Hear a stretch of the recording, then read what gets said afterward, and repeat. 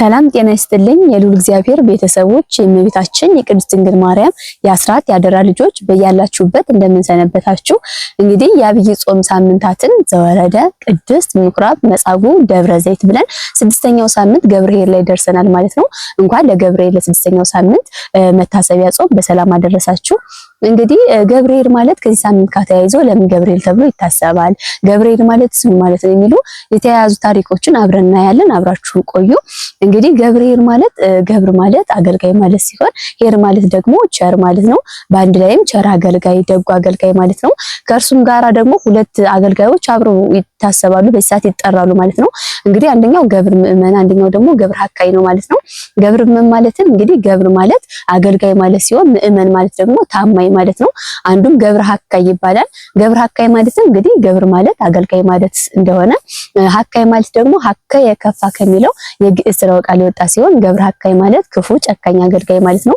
እንግዲህ የሚወጣላቸው ከሰሩት ከግብራቸው አንጻር ሲሆን ምን ሰርተው ነው እንደዚህ ተብሎ ስንስ ይወጣላቸው ብለን ስንመለከት እነዚህ አንድ ባለጸጋ ወይም አንድ ጌታ ነበራቸው። ይህም ጌታቸውም ደግሞ ወጣችሁ ወርዳችሁ ነግዳችሁ አትርፋችሁ አምጡ ብሎ ለገብርኄር 5 መክሊት እንዲሁም ደግሞ ለገብር ምእመን 2 መክሊት ለገብር ሐካይ ደግሞ 1 መክሊት ሰጧቸዋል ማለት ነው። እንግዲህ መክሊት ማለትስ ምን ማለት ነው ብለን ስንነሳ መክሊት ማለት ጸጋ፣ ስጦታ፣ ገንዘብ፣ መገበያያ፣ ብር ተብሎ ይተረጎማል ማለት ነው።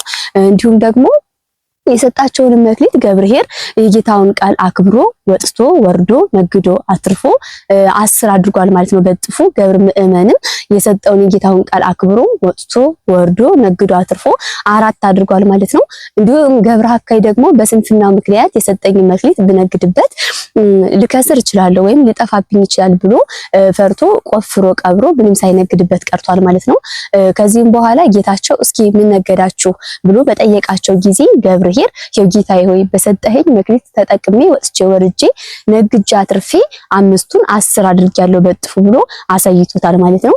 ገብር ምእመን ደግሞ ጌታዬ ሆይ የሰጠኝን መክሊት ወጥቼ ወርጄ ነግጄ አትርፌ 4 አድርጌ በጥፉ አቅርቤያለሁ ብሎ አሳይቶታል። ገብር ሐካይ ግን በስንፍና ምክንያት አንተ ያልዘራኸውን የምታጭድ ያልበተንከውን የምትሰበስብ ያላኖርከውን የምታነሳ ጽኑ ጨካኝ እንደሆንክ አውቃለሁ ብሎ መልሶለታል ማለት ነው። እንግዲህ ምስጢሩን ስንመለከት ምንድነው አንተ ሕግ ሳትሰራ በአይምሮ ጠባይ አውቃችሁ መምህር ሳትሾም በስነ ፍጥረት ተመራምራችሁ ስራ ለምን አልሰራችሁም ብለ የምትፈርድ ጽኑ ጨካኝ መሆንህን አውቃለሁ ብሎ በድፍረት ጌታውን ተናግሯል ማለት ነው። ከዚህም በኋላ ጌታቸው ምን ብሎ መለሰላቸው? ገብርኄርን አንተ መልካም ቸር አገልጋይ ሆይ በጥቂቱ ታምናሃልና በብዙ ሾምሃለሁ እና ወደ ጌታ ደስታ ገባ ብሎ ወደ ቤተ መንግስቱ አስገብቶታል ማለት ነው። ገብር ምእመንንም አንተ ታማኝ አገልጋይ ሆይ በጥቂቱ ታምናሃልና በብዙ ሾምሃለሁ ብሎ እና ወደ ጌታ ደስታ ገባ ብሎ ወደ ቤተ መንግስቱ አስገብቶታል ማለት ነው። ገብር ሐካይን ግን አንተ ክፉ ጨካኝ ባሪያ ግን በጨለማና ጥርስ ማፋጨት ወዳለበት ወደዚያ ጣሉት ብሎ አገልጋዮችን አዞ አስጥሎታል ማለት ነው። ለጊዜው አገልጋዮችን ቢባልም እንኳን ፍጻሜው ግን መላእክት ነው ማለት ነው። እንግዲህ ይህ ምስጢር ከኛ ህይወት ጋራ ምሳሌ ያለው ማለት ነው። ምሳሌው ምንድነው? እኛ በተሰጠን እግዚአብሔር በሰጠን መክሊት ወጥተን ወርደን የምንችለውን መልካም ነገር ብንሰራበት መንግስቱን እንደምንወርስበት፣ ነገር ግን የተሰጠንን መክሊት በስንፍናችን ምክንያትም ሆነ ነገር ግን ሳንሰራ ቀርተን መጥፎ ነገር የምናደርግ ከሆነ ደግሞ ልክ እንደ ገብር ሐካይ ወደ ጨለማ ወደ ሲኦል እንደምንጣል ምሳሌ ነው ማለት ነው። እንግዲህ ይህም ደግሞ 5ቶችም የራሳቸው የሆነ ምስጢር አላቸው ማለት ነው። ባለ 5 የተባለው ምንድነው? ፍጹም ትምህርት ተምሮ ያስተማረ፣ ባለ 2 የተባለ ደግሞ በመጠኑ ተምሮ ያስተማረ፣ ባለ 1 የተባለ ደግሞ ተምሮ ያላስተማረ የነዚህ ምስጢር ነው ማለት ነው። እንዲሁም ደግሞ አንድም ባለ 5 የተባለ በሊቀ ነቢያት ሙሴ ይመሰላል ማለት ነው። ይህም ደግሞ ሊቀ ነቢያት ሙሴ 5ቱ ብሔረ ኦሪት ተሰጥተውታልና እነዚህም ደግሞ ኦሪት ዘፍጥረት፣ ኦሪት ዘዳግም፣ ኦሪት ዘጸአት፣ ኦሪት ዘኍልቍና ኦሪት ዘሌዋውያን የሚሉ መጻሕፍት ብሔረ ኦሪቶችን እንዲጽፍ ተሰጥቶታልና እንዲሁም ደግሞ ባለ 2 የተባለ ሊቀ ሐዋርያቱ ቅዱስ ጴጥሮስ ነው ማለት ነው። ይህም ደግሞ ብሉይ ኪዳንም አዲስ ኪዳንም ተሰጥተውታልና እንዲሁም ደግሞ ባለ 1 የተባለ ይሁዳ ነው ማለት ነው። ይሁዳ ብሉይ ኪዳን ያልተሰጠው አዲስ ኪዳንም ደግሞ በስንፍናው ምክንያት ያጣ ምንም የሌለው አይምሮ ያለው ነው ማለት ነው። ሌላም ደግሞ ባለ 5 የተባለ ማን ነው ብለን ስናይ ሊቀ ጳጳስ ነው ማለት ነው። ሊቀ ጳጳስ በዋናነት ስራው 5 ነገር ነው ማለት ነው። ይህም ደግሞ ምንድነው? ጳጳስ መሾም፣ ቄስ መሾም፣ ዳይቆን መሾምና እንዲሁም ማጥመቅ ማቁረብ ናቸው ማለት ነው። እንዲሁም ደግሞ ባለ ሁለት የተባለው ደግሞ የካህናት ምሳሌ ነው ማለት ነው። ይሁን ካህን ስራው ምንድነው? ማጥመቅና ማቁረብ በዋነኝነት ስራው ነውና እንዲሁም ደግሞ ባለ አንድ የተባለው የዳይቆን ምሳሌ ነው ማለት ነው። ይሁን ደግሞ ምንድነው? ለተልእኮ መፋጠን ዋነኛ ስራቸው ነውና እንዲሁም ሌላም ደግሞ ስንመለከት ባለ አምስት የተባለው ምእመን ነው ማለት ነው። ምን ያለው ምእመን ስንል ጥምቀት፣ ታምኖ አሳው፣ ኃጢአትን መታመን፣ ተባትምና ምልኩስና፣ ከወይነ ሰማዕትነት ወይም ለሃይማኖቱ ምስክር መሆን ነው ማለት ነው።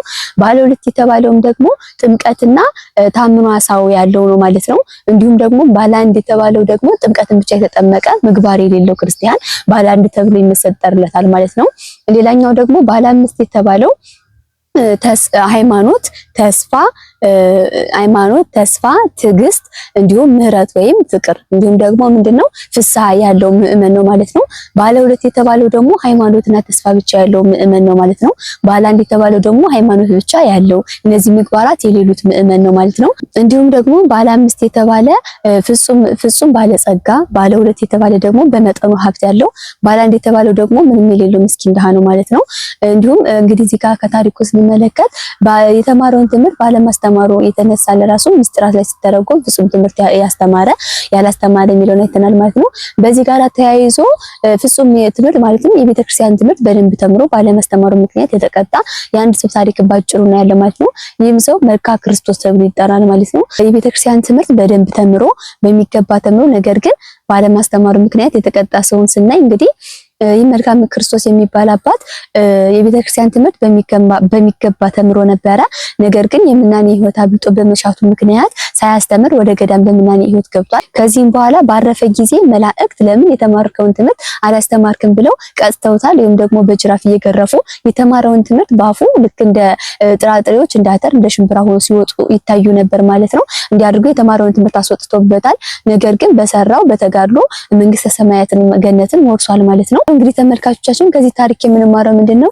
የሰው ልጅ እያንዳንዱ ሰው የራሱ የሆነ መክሊት አለው ማለት ነው። በህይወቱ ሲኖር በምንኩስናም ሆነ በትዳር ህይወቱ የራሱ የሆነ ኃላፊነትና መክሊት ይሰጠዋል። ይህም መክሊቱን ግን ባለበት በስራ ቦታም ሆነ በትምህርት ቦታም ሆነ ባለበት ቦታ በሙሉ መልካም ነገር በመስራት መክሊቱን ተጠቅሞ መንግስተ ሰማያት መግባት እንዳለበት የገብርኄርና የገብር ምእመን የተሰጡት የጌታው መንግስት የሱም መልካም ነገር ከሰራ እንደሚሰጡት ነገር ግን ልክ እንደ ገብረ ሐካይ የተሰጠውን መክሊት በስልፍናው ምክንያት ሆነ እንዲሁም መጥፎውን ነገር መርጦ ሳይሰራ ቢቀር ልክ እንደ ገብረ ሐካይ በጨለማ በሲኦል እንደሚጣል ያስተምረናል ማለት ነው። እኛም ደግሞ በተሰጠን መክሊት ተጠቅመን መንግስተ ሰማያት እንድንወርስ የአምላኮች አምላክ የጌቶች ጌታ የንጉሶች ንጉስ ነው እግዚአብሔር ይፍቀድልን። ወስብሐት ለእግዚአብሔር ወለወላዲቱ ድንግል ወለመስቀሉ ክቡር። ይቆየን።